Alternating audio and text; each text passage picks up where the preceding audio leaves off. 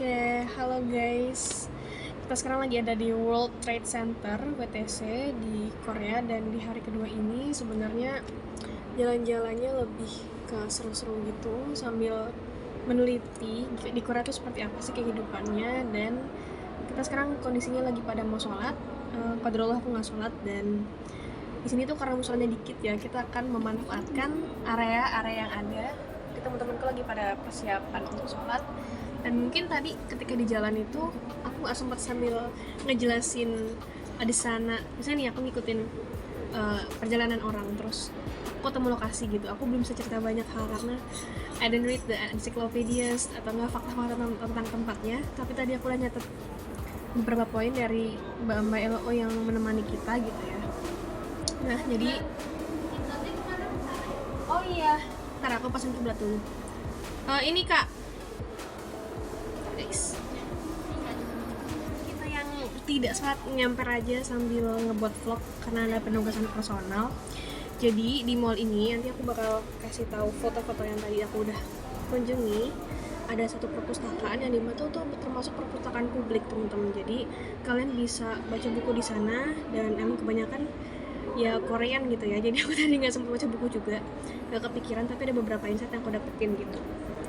Nah, yang pertama, keluarga di sini itu kalau liburan itu produktif banget. Jadi mereka bakal mengunjungi museum atau enggak teater musikal, dan hal-hal yang beneficial gitu, entah untuk pendidikan mereka dan utamanya adalah untuk penguatan budaya mereka nih, supaya nanti setiap individu di Korea itu mereka makin cinta dengan budayanya sendiri. Jadi ya museum, perpus, kita mah kalau di Indonesia sering ditinggalin ya, bahkan malah museum tuh ditinggalkan gitu dan terkesan boring. Jadi di sini keren banget ya, esensi terkait cultural dan educationnya tuh kuat banget. Dan berikutnya tuh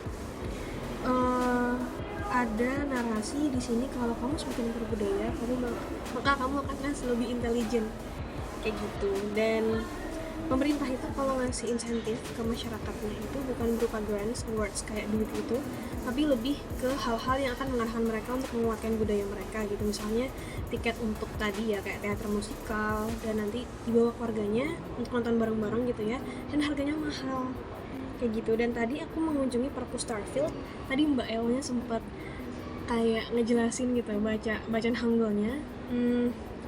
Artinya tuh kebun, enggak, kebun, bintang, dan buku. Jadi kalau kita mungkin analogin dan atau ringkas gitu ya, itu adalah artinya buku itu seakan-akan seperti kebun bintang. Jadi appreciation kepada literasi itu tinggi banget. Aku jadi insecure sih, maksudnya setiap kita mengunjungi suatu tempat ataupun negara yang kulturnya sangat berbeda, ternyata ada value yang sangat-sangat produktif. Dan ini aku kayak singgung ke Islam ya, karena aku sendiri ngelihat culture di Indonesia itu lebih cenderung ke entertainment gitu ya. Dikit banget orang-orang yang mau baca buku. Dan di season ini aku juga ngejelekin Indonesia sendiri, tapi kayak lebih teguran ke aku, kayak how could we see things, how could we maintain time to be productive as possible, kayak gitu. Gitu sih insight dari jalan-jalan di mall kali ini.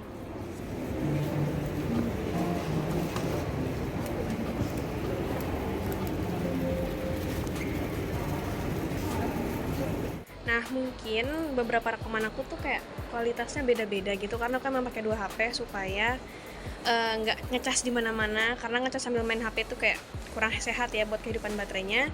Dan mungkin ada beberapa hal yang terkait dengan banyak value kehidupan, khususnya aku sebagai muslim.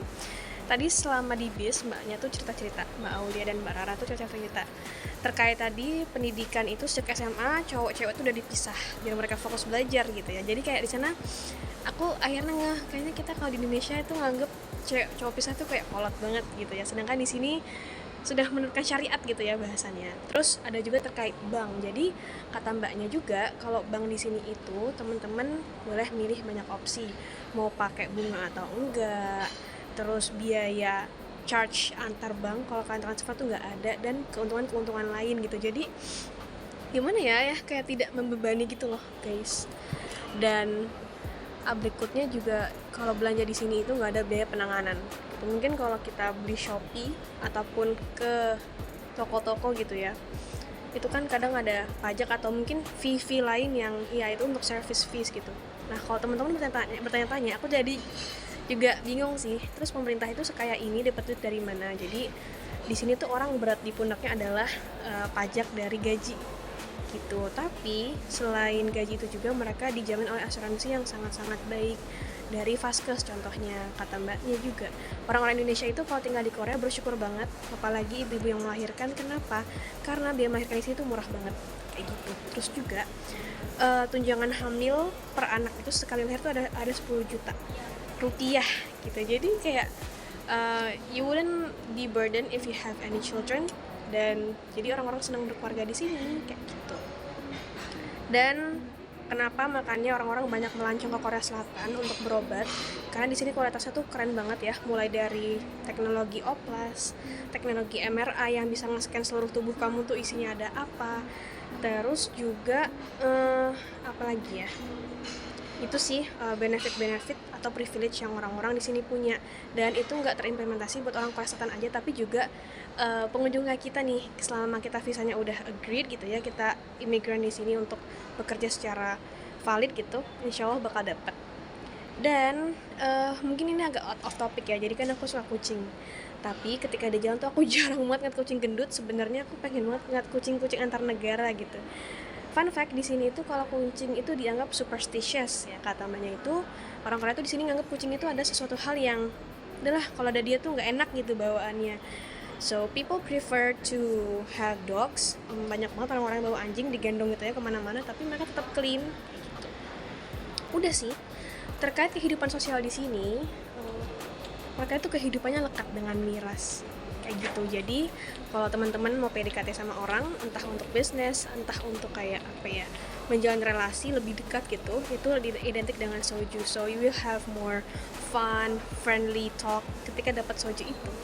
Kayak gitu deh. Dan aku pernah nanya mbaknya, mbak kan perempuan, kalau ada orang yang mau jadi sahabat mbak, apakah minum soju? Tidak, karena dia perempuan, and maybe the hijab signifies that I'm a Muslim, soju is haram for me, kayak gitu. Udah sih. Dan kalau teman-teman nanti notice ya, di foto-fotoku tuh kayak ada jalan besar dan jalan kecil.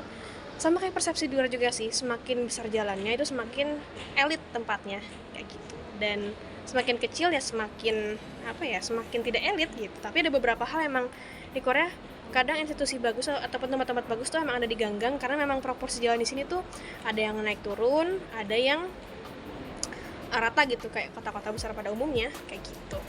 Dan tadi kita juga udah ngelewatin bukan Sungai Han besar sekali, dan ada jembatan gitu, jembatan banyak. Nah, jembatan itu tuh menandai daerah yang miskin, maaf ya, tapi emang dibilangnya begitu, dan daerah kaya, daerah Gangnam kayak gitu ya. Aku nggak bisa memvisualisasinya, tapi nanti kalau ada gambar mungkin aku tambahin di video ini. Dan produktifnya mereka, there are some minuses, mereka masih kurang aware dengan mental health gitu. Jadi di sini tuh orang-orangnya prestatif iya, tapi rate bunuh dirinya tinggi karena mereka punya beban di pundaknya yang sangat-sangat tinggi gitu ya. Anak-anak sejak SMA itu dipaksa dan disuruh untuk masuk universitas ternama bermerek gitu ya. Dan mungkin mereka belum tentu bisa cope gitu, kecuali orang-orang yang kayak yang sudah terprivilege gitu kan, pasti kan kesuksesannya sudah terjamin. Sedangkan orang-orang yang kayak work hard tuh belum tentu kayak gitu. Dan Sungai Han ini tuh jadi tempat untuk mereka bunuh diri. Kenapa? Karena dingin, dan kalau mereka bunuh diri itu nggak begitu kerasa. So I think it's a big homework for us to keep our mental health safe. Itu sih. Nanti gue akan cerita-cerita lagi kalau ada value-value yang aku lihat, plus ngasih kalian visualnya ya, karena kalau ngomong gini juga bosenin. Ini seakan-akan juga lagi kayak di Tanah Abang atau di Roxy gitu, jadi nggak kata kayak di Koreanya. Bye.